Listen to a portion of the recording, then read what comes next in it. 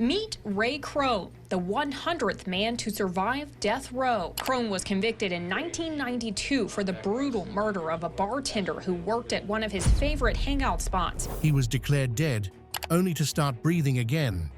That's the case of Moguel Wenceslao, a man who was shot multiple times and somehow managed to survive. Then there's Willie Francis, a teenager who cheated death after surviving a botched electric chair execution. These are just a few of the incredible stories of the crazy ways convicts survived death row executions. John Henry George, a man who couldn't meet his end by hanging. Ever heard of someone surviving 3 hangings? John Henry did just that, and his story still baffles people today. Was he guilty, or was he a victim of fate? John, a man with a shady past, was accused of murdering his employer, Emma Keyes, in 1884. Emma had been found brutally killed, with a fractured skull and throat slashed, and while the evidence against John wasn't strong, he was convicted of her murder. The motive behind Emma's death was never fully clear, leading many to question if John was guilty.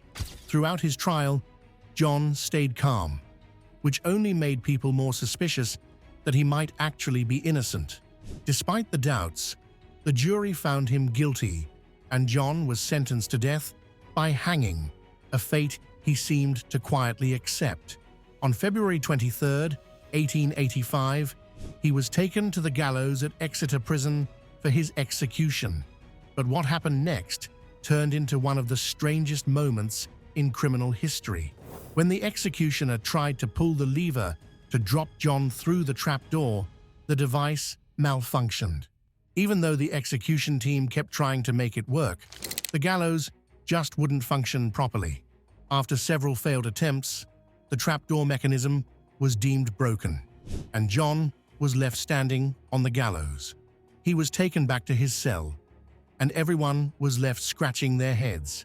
This horrific turn of events sparked a widespread belief that something supernatural might be at play, suggesting that John might not be guilty after all.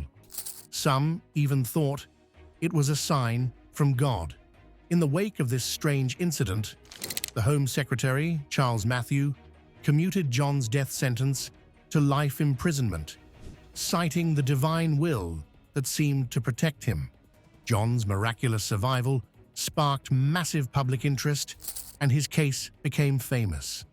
For the next 2 decades, John lived out his life behind bars, and his story kept people talking. In 1907, after serving 22 years, he was released, a free man. John's life took an even stranger twist when he started telling his story of surviving 3 hangings to earn a living. People are still fascinated by the weird details of his case today. His survival made everyone question the justice system, wrongful convictions, and how fate can sometimes surprise us. Just like John Henry George's close call with death made people question justice and fate, another man's amazing survival would challenge the idea that an execution is final. Alireza's unbelievable second chance at life. Alireza Akbari. Mr. Akbari was accused of spying for the British government. Charges. You've heard of second chances, but Alireza got a second life. A 37-year-old man from Iran named Alireza found himself sentenced to death after being caught smuggling a kilogram of crystal meth into the country. Iran is known for its harsh drug laws, and trafficking large amounts of narcotics often leads to the death penalty. Alireza's case grabbed attention. Iran executed a former deputy defense minister of spying for British intelligence services. When, on October 9th, he was executed by hanging. After being left to die for 12 minutes, he was declared dead and sent to the morgue. Now, this is where it gets scary and interesting at the same time. The next day, a worker noticed something strange. Condensation had formed under the plastic covering his body, suggesting that he might still be alive. At first, it was brushed off as a mistake, but upon closer inspection, it was confirmed that somehow he had survived. He was rushed to the hospital, and after hours of intensive treatment, Alireza regained consciousness. His survival shocked the world, but the Iranian authorities insisted on completing the execution, arguing that since he hadn't technically died, the sentence should still be carried out. Human rights groups, including Amnesty International, spoke out, saying it would violate international law to execute someone who had already been declared dead. Eventually, the Iranian justice minister stepped in and announced that Alireza wouldn't be executed again. The international community breathed a sigh of relief, and Alireza was given a second chance at life. While Alireza regained consciousness after being left for dead, let's uncover how our next convict survived after being shot multiple times by a firing squad. Moguel Wenceslao, surviving execution against the odds. Imagine being shot multiple times, left for dead, and somehow managing to survive. Now that's exactly what happened to Wenceslao Moguel Herrera, a Mexican soldier known as El Fusilado. Born on the 1st of November, 1896, Moguel fought alongside Pancho Villa during the Mexican Revolution. But his life took a wild turn on the 18th of March, 1915, when he was captured and sentenced to death, without even a trial. After Villa's defeat in 1915, the Federales started hunting down and executing anyone still loyal to him. On March 18, 1915, Moguel was caught at just 25 years old. They quickly labeled him a traitor and sentenced him to death without a trial, a pretty common thing for the Federales during the Revolution. The execution was set for that same day, and they used a firing squad, which was the usual method at the time. They shot him 8 or 9 times, and just to be sure he was dead, they gave him a final shot to the head at point-blank range. But here's the crazy part. The guy didn't die. Somehow, against all odds, he survived this brutal execution. Now, there are a couple of different stories about how he pulled it off. Some say that the next day, someone found him unconscious, lying among the other dead bodies, and rushed him for medical help. Others say that Moguel crawled to a church 3 blocks away, where a kind soul took him in and helped him recover. Either way, this guy was tough. Over the years, Moguel's story turned into a legend.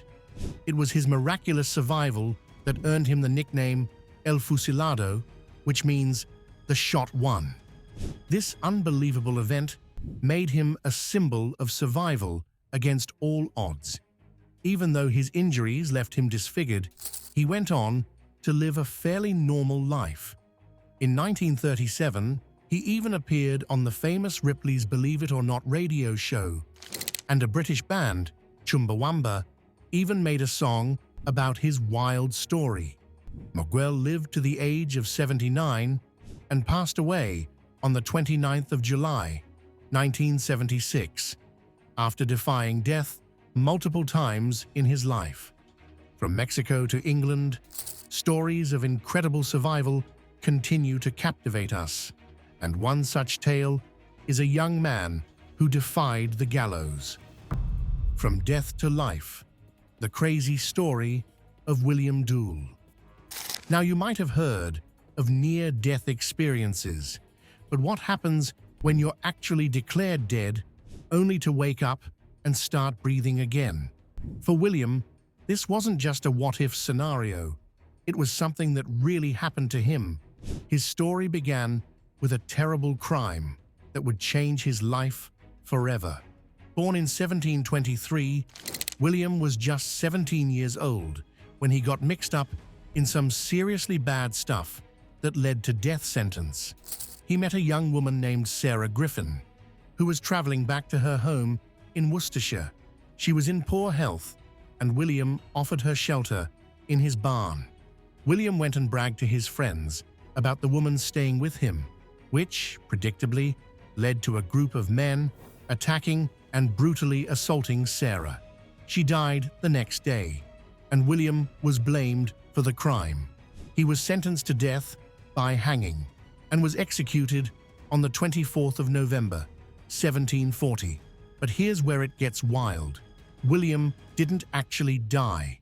After hanging for 20 minutes, his body was taken down and sent for dissection. But just as the doctors were about to start cutting, something odd happened. William started breathing. Slowly, he regained consciousness and sat up on his own. It turns out he had been in a feverish state during his trial and execution, which might have been the very thing that saved him. The public was stunned by William's survival, with many believing he'd been given a second chance at life. His sentence was overturned, and he was exiled to Boston, Massachusetts, where he spent the rest of his days. William's story is one of the most unbelievable tales of survival and redemption in history. He lived to be over 80 years old, never forgetting his close call with death. After witnessing one man defy death, our next story examines a grim case where an execution attempt was anything but successful, igniting a legal and ethical debate. Roml Broom, execution that led to illegal battles. He was supposed to die, but fate had other plans, and what happened next would spark a fierce debate about capital punishment. Broom's life was marked by a pattern of violent crimes, including the horrific forced penetration of a 12-year-old girl in 1975. Afterward, Broom committed a series of robberies, which resulted in his imprisonment. However, in 1984, he was released on parole, only for his crimes to escalate. This included the attempted abduction of Vanita McKinn, followed by the brutal murder of 14-year-old Trina Middleton. As a result, Broom was convicted and sentenced to death, but his execution would prove to be anything but straightforward. On the 15th of September 2009, Broom's execution was scheduled, but after 2 hours of attempts to find a usable vein for the lethal injection, the execution was called off. Broom had been punctured 18 times, but none of the attempts was successful. This botched execution attempt raised serious questions about the constitutionality of the death penalty and the potential for cruel and unusual punishment. The botched execution attempt sparked a legal dispute, with Broom arguing that a second execution attempt would violate the constitutional ban on cruel and unusual punishment. The case reached the Ohio Supreme Court, which ultimately ruled that the execution could proceed. However, Broom's case was marked by years of appeals and delays, and in 2016, his case was finally resolved, but not in the way many expected. Broom passed away in prison in December 2020 due to complications related to COVID-19. Broom's botched execution attempt and the years of legal wrangling surrounding his death sentence continue to be a part of the ongoing debate about capital punishment. Following Broom's botched execution, the conversation on the morality and effectiveness of lethal injection shifts to yet another grim case, this time involving a man whose execution attempt was marred by severe medical complications.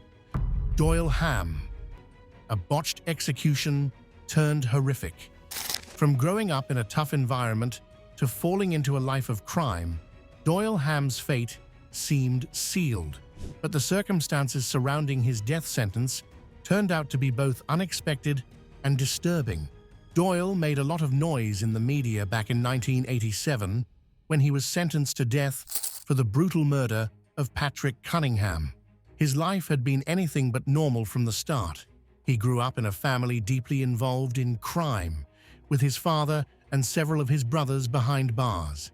Given his background, it seemed almost inevitable that Ham would follow a similar path. Before his crime spree, he had already racked up a history of offenses, including burglary and assault. But it all came to a head on the 24th of January, 1987, when he murdered Cunningham, a motel clerk, during a robbery. Doyle shot the clerk, stole a gun, money, and the clerk's wallet, then made his escape. He was caught shortly after and was convicted of capital murder, earning him a death sentence. But things didn't stay straightforward. In the 1990s, it came to light that Doyle had fetal alcohol syndrome and an IQ of just 66, factors that were never considered during his trial. This revelation raised a lot of questions about his treatment in the legal system and whether he had been given a fair shot. Fast forward to 2014, and while Doyle was on death row, he was diagnosed with cancer, and his health rapidly worsened. In 2018, Alabama tried to go ahead with his execution, but things took an unexpected turn.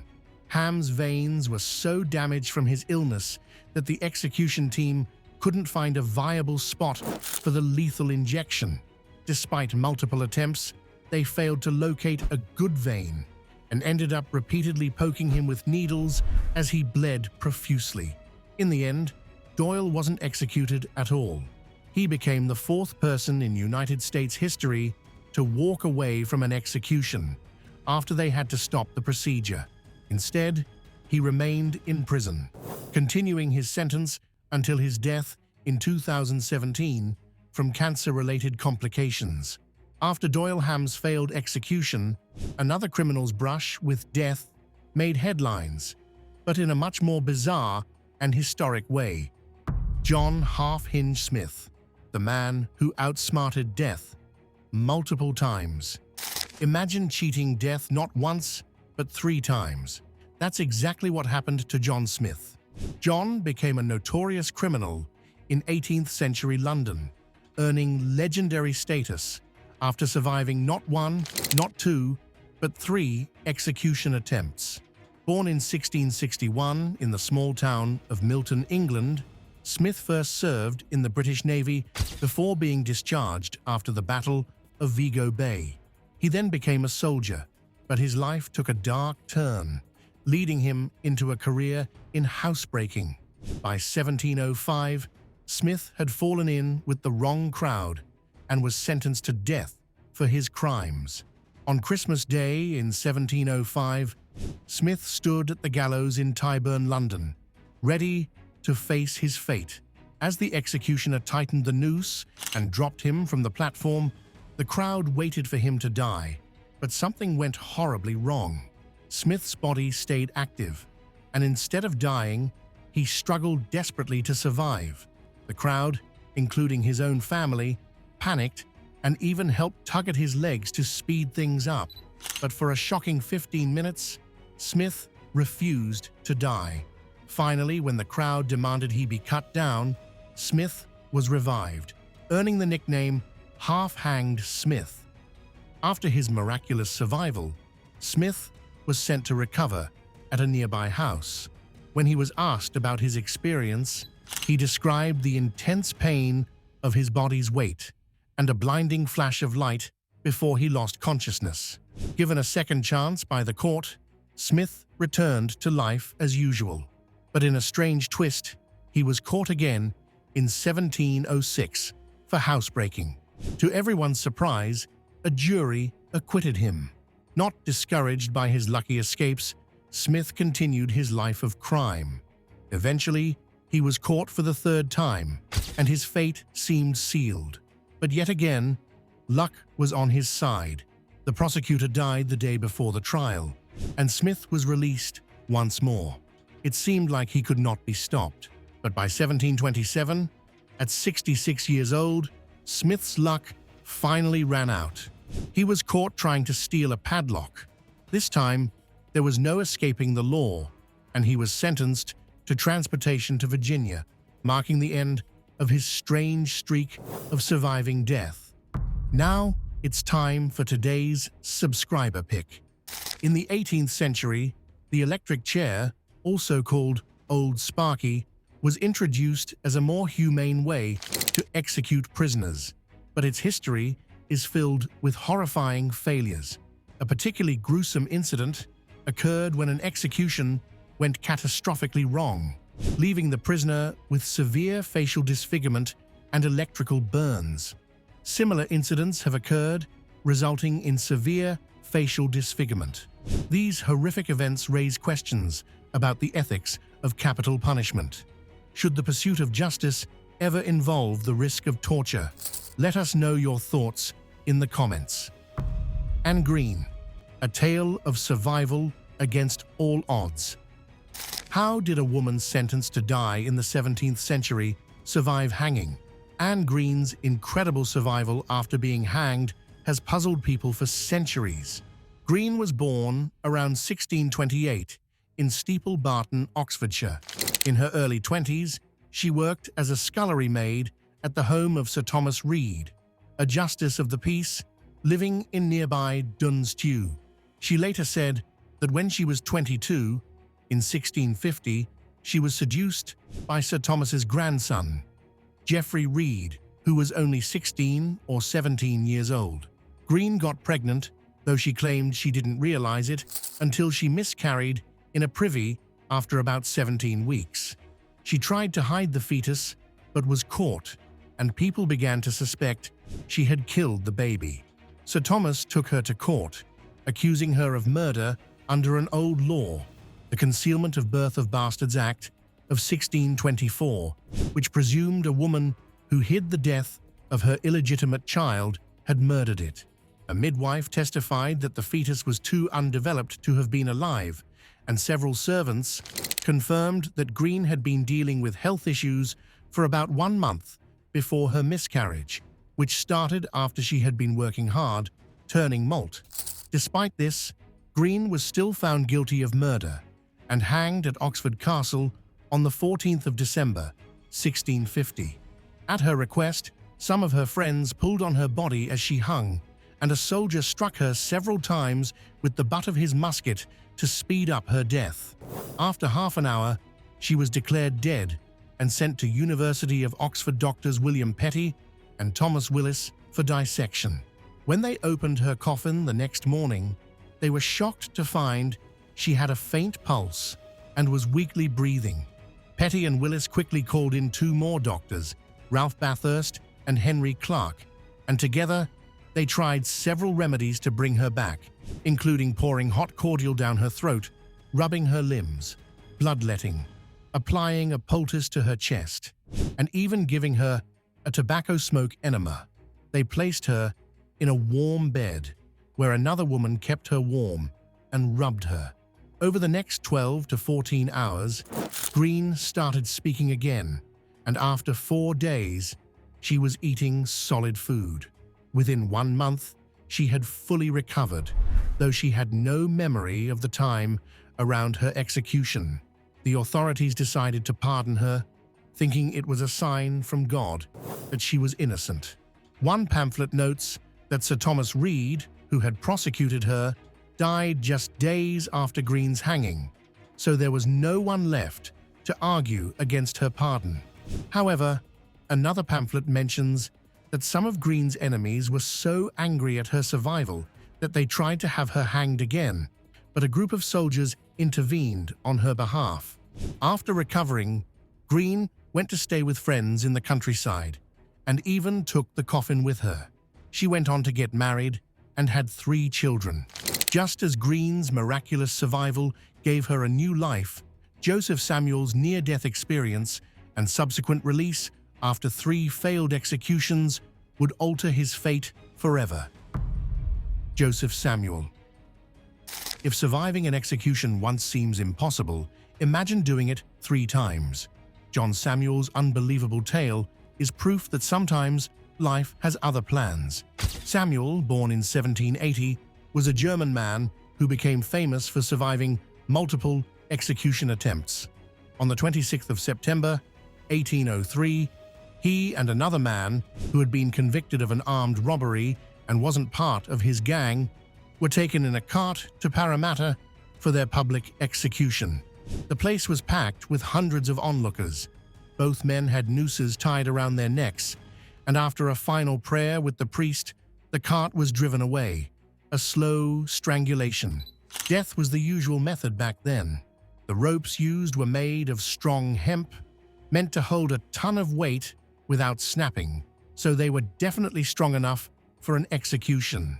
While the other man quickly died from strangulation, Samuel's rope unexpectedly snapped. He hit the ground, sprained his ankle, and collapsed.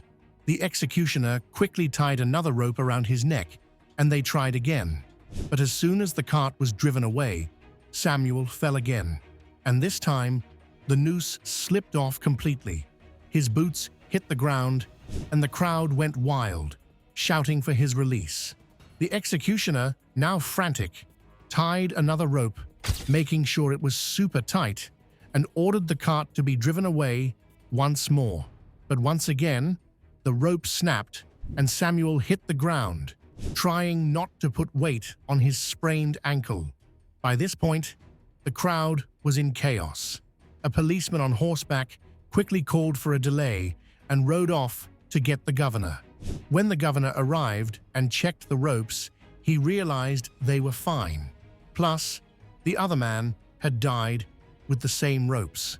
With everyone agreeing that something strange was going on, the governor decided it was a sign from God that Samuel didn't deserve to die. His sentence was changed to life in prison, and the local doctor looked after his sprained ankle. Just like Joseph Samuel survived several execution attempts, another convict failed electric chair execution also caused a lot of debate. Willie Francis, the teen who survived the electric chair. Willie Francis was a teenager who became famous for surviving a failed execution by electric chair in the United States.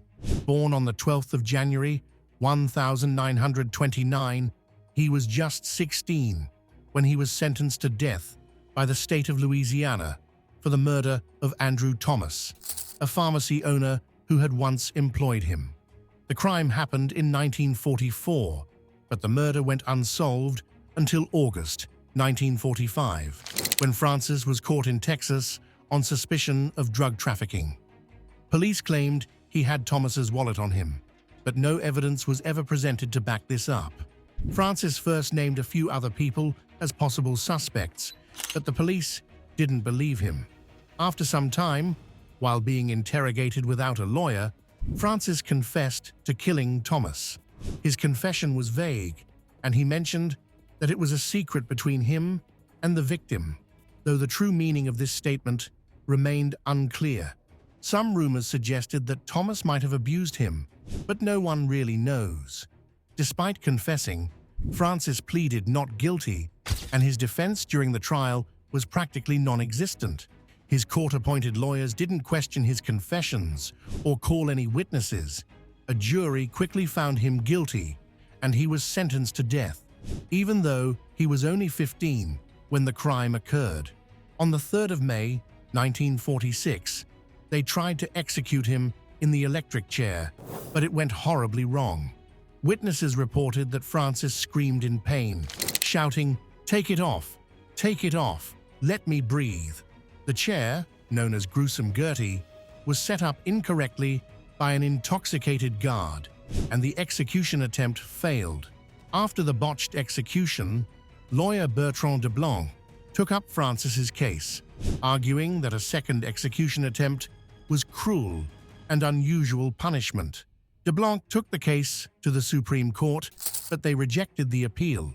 Francis didn't want to go through another trial, and just days before his next scheduled execution, he told a reporter that he was ready to meet the Lord in his Sunday pants and Sunday heart. On the 9th of May, 1947, he was executed for real. As the failed execution of Willie Francis ignited legal and moral debates about the death penalty, another incredible survival of a convict's brutal stoning led to widespread outrage. Zola Kadod. Zolaika's story is one of unimaginable survival in the face of extreme brutality. In 1997, this woman from Iran found herself caught up in the country's harsh laws regarding adultery. She was arrested, charged with having an affair and sentenced to death by stoning, a cruel execution method still carried out in some parts of the world. The punishment for adultery in Iran was particularly brutal. Victims were buried up to their waist and then pelted with stones until they died.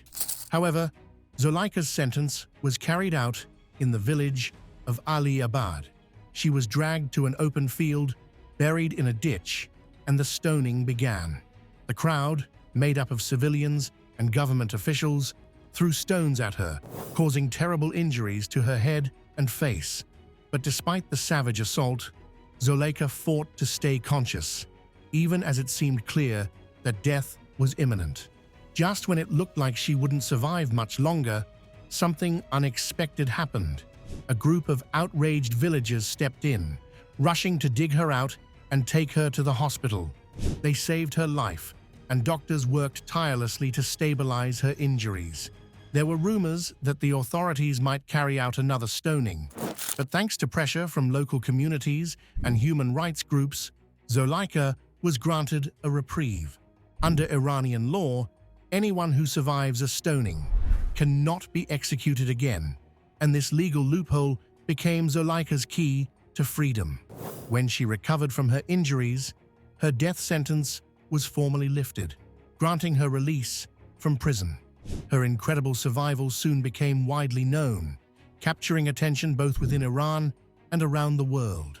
While Zola Kadod's miraculous survival from a brutal stoning captured global attention, another remarkable tale of survival unfolded centuries earlier in Russia. Failed execution failures in Alabama. Strapped to a gurney, but not dead, Alabama's execution failure shocked the nation. In the past few months, Alabama's execution methods have gone seriously wrong. 3 times to be exact.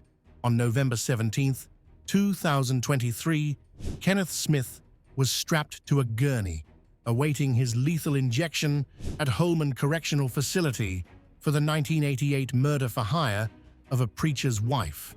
He sang quietly to himself, finding peace in his faith as he lay there, waiting for what he thought was his imminent death. But just 2 minutes before the execution, the 11th Circuit Court of Appeals stepped in and paused it, citing concerns that the execution team wouldn't be able to find a vein, which could cause Smith unnecessary pain. Despite the court order, the execution team pushed forward. They tried multiple times to get a needle into Smith's veins, failing each time. They even flipped him upside down, like an inverse crucifixion, to try a different angle. The ordeal dragged on for hours, with Smith in extreme pain. After multiple failed attempts and no clear vein access, the procedure was called off when the execution warrant was about to expire. Smith, alive but in agony, was returned to his cell after enduring 4 hours of torture. Smith is one of only 2 people known to have survived an execution attempt in the United States. Now, the other convict is Alan Miller. United States. Death row inmate Alan Miller was set to be executed September 22nd for the killing. Who had his own painful experience in September 2023. His execution was similarly botched, with the IV team struggling for 90 minutes to find a vein. They repeatedly pierced his body, causing him intense pain, and even suspended him in a vertical position for 20 minutes. Just before midnight, Miller was told his execution had been postponed. He spent the next days in his cell, curled up, shaken from the ordeal. These failed executions raised serious questions about lethal injections. For decades, they were touted as a more humane way to carry out the death penalty. But the increasing number of botched attempts is making people question whether this method is really as dignified as it was promised to be. With states struggling to find the right drugs and qualified medical staff, it seems the method is falling apart and leaving behind survivors who have endured unimaginable suffering. Thanks for watching. See you in the next one.